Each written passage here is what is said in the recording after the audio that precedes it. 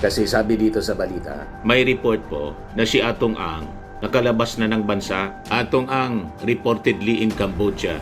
Sabi po ni Secretary John B. Crimolia na dating Mayor Alice Goo at yung mga akusado co-accused ni Alice Goo. Lahat naman mga kababayan nagagawa ng paraan. At yun ang ginawa ng ating gobyerno sa pamumuno po ng tinatawag nilang weak leader. Inalmahan ni Ombudsman Jesus Crispin Remulla si Senador Ronald Bato de la Rosa dahil nilaro lamang nito ang investigasyon sa mga missing sa Bungero kung saan dawit ang negosyanteng si Atong Ang.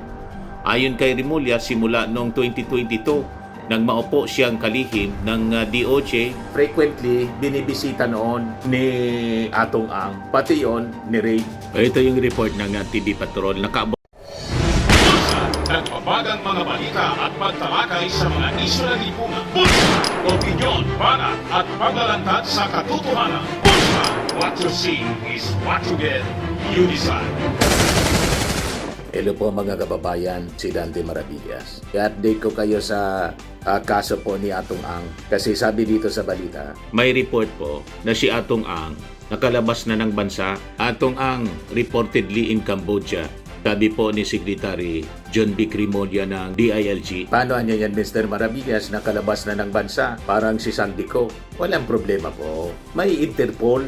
Remember si Congressman Arnie Teves? O, di ba? Pero natagalan siyempre. Before na nakabalik dito sa Pilipinas. Kasi siyempre, kailangan nating makipag-coordinate sa gobyerno ng bansa, mga kababayan, kung saan nagtatago yung pugante. Sino pa yung tumakas, mga kababayan, noon na nahuli? Si dating Mayor Alice Goo at yung mga akusado co-accused ni Alice Goo. Lahat naman, mga kababayan, nagagawa ng paraan. At yun ang ginawa ng ating gobyerno sa pamumuno po ng tinatawag nilang weak leader. Kita ninyo kung ano nagagawa ng isang weak leader? Yung mga pinaka matitinding personalities o na si Digong na-deliver po sa dahig. Tapos yung kanya spiritual advisor na may-ari ng universe, si Pacquiao, nakulong.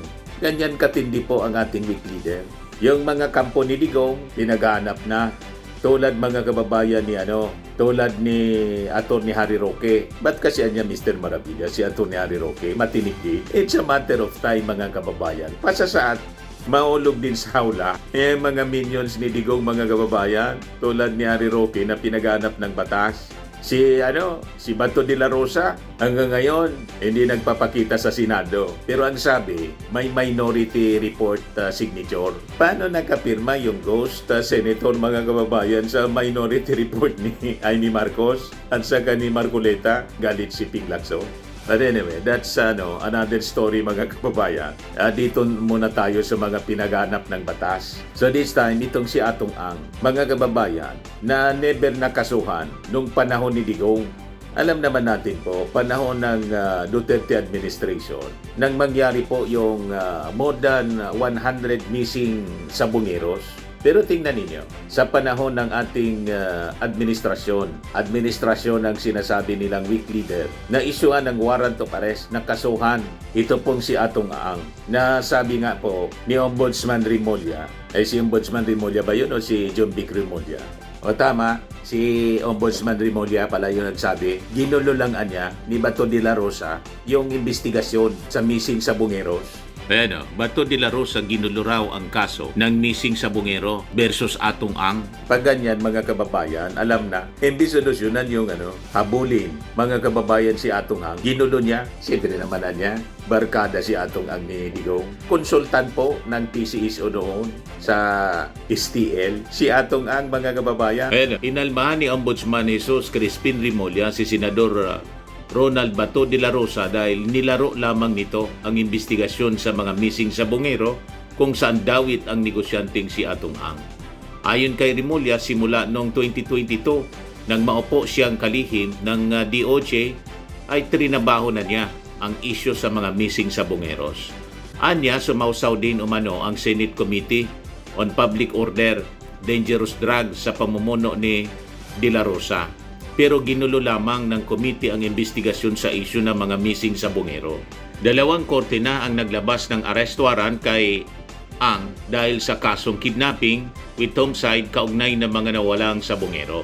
Ngayon nga ang sabi, si Atong Ang tumakas na pa Cambodia. You see, ito yung sinasabi natin. Hindi matino talaga mga kababayan yung previous administration.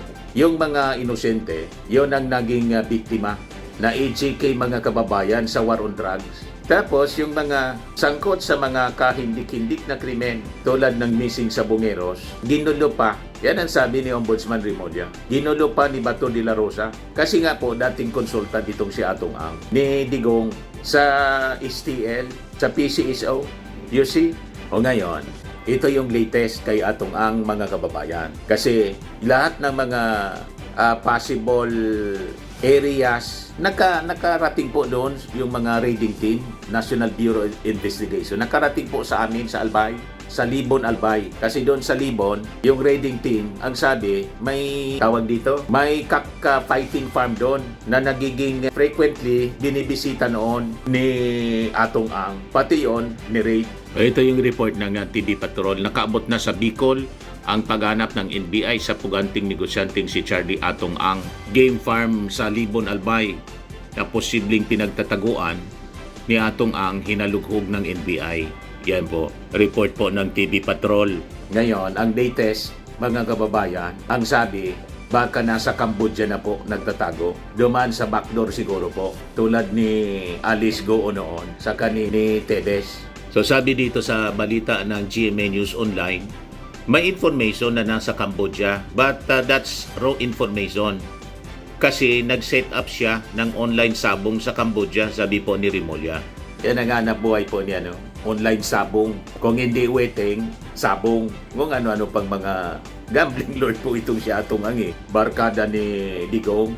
Kung saan noon, may report during the campaign, gusto daw na nag-reach out kasi alam niya mananalo yung ating Pangulong Bongbong Marcos, number 1 sa survey po sa pagka-presidente. So gustong tumulong, gusto mag-donate siguro ng campaign fund. Ang sabi, tinurn down ng ating Pangulong Bongbong kasi siyempre alam na kung ano yung intensyon. Proteksyon sana. Ganyan po ang mga malalaking negosyante na involved sa mga ganito hanap buhay. Sa kanila po, hanap buhay ito eh. So sabi dito, Remulla however maintained that they are confident that Ang is still in the Philippines.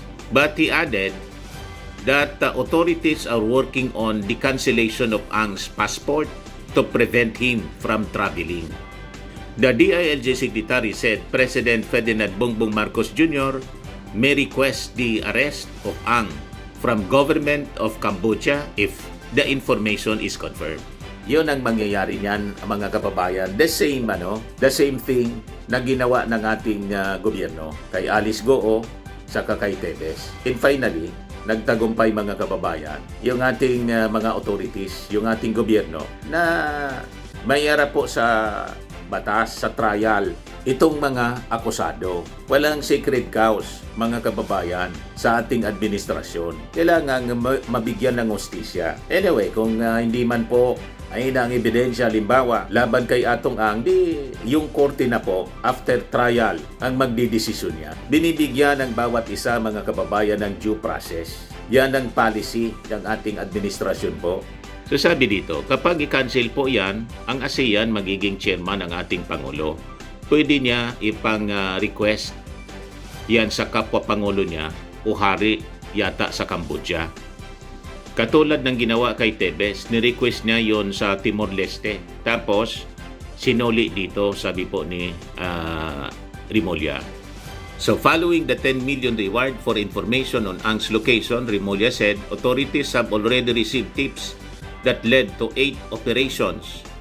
But the businessman was not found in the reported areas. Arrest warrants have been issued against Ang and others stemming from multiple counts of kidnapping with homicide and kidnapping and serious illegal detention in connection with the missing Sabongeros case. Ang remains the only accused is still at large. His firearms licenses have been revoked. 6 firearms were registered under Ang's name.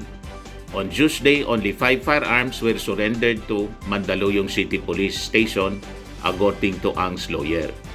Yung ibang mga akusado, mga kababayan sa missing Sabongeros, nasa kamay na po ng ating mga authorities. So abangan natin mga kababayan yung mga developments ng mga balitang yan kasi seryoso po ang ating gobyerno, ang ating administrasyon. Naiharap po sa hustisya ang mga sangkot sa mga criminal activities. And this happens mga kababayan ngayon sa administrasyon ng mga big names na sangkot sa kung ano-anong mga krimen, anomalya, skandalo, corruption, tulad po ni Bong Revilla ang inihaharap sa batas. Diba po? Ayan lang po sa ating short video ngayon. Ako po si Dante Maravillas. Bye-bye po. God bless. Firmax Firming and Lifting Cream, pinapahid po sa mga pulses in affected area. Mainam po sa paninigas ng mga kaso-kasuan. Ito naman po, Automax Radiant Serum. Sa mukha naman yung application, anti-aging po siya. You will look 10 years younger than your age. Sa mga cancer patients naman po, baka lang gusto ninyo itong itry. Neng siya red mixed fruit drink. Hindi mo po siya gamot, food supplement siya. Kaya lang, gawa siya mga kababayan sa goji berry. Yung goji berry may anti-cancer properties. O ngayon, yung mga inquiries ninyo, dumiritso na lang kayo sa aming messenger sa Facebook para masagot namin agad. Ayos pa? Ayos na ayos niya, Mr. Maravilla. Sa mga nagana po ng malinis and spacious fitness gym, pumunta lang po kayo sa aming Colossal Fitness Gym.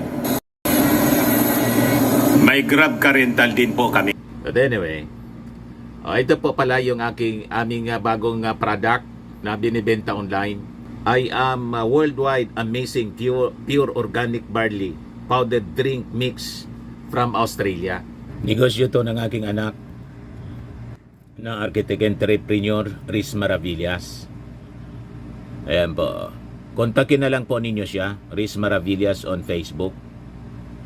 Ang mga health benefits niya, boost immunity, improves digestion, enhance energy levels, packed with antioxidants, prevent cancer. Ito naman po yung bago naming product na binibenta online. Eye Glow Serum, whitening po siya. Tingnan ninyo yung epekto sa aking anak na architect before and now. Yung mga inquiries po ninyo, dumiretso na lang kayo sa kanyang Facebook account, Riz Maravillas.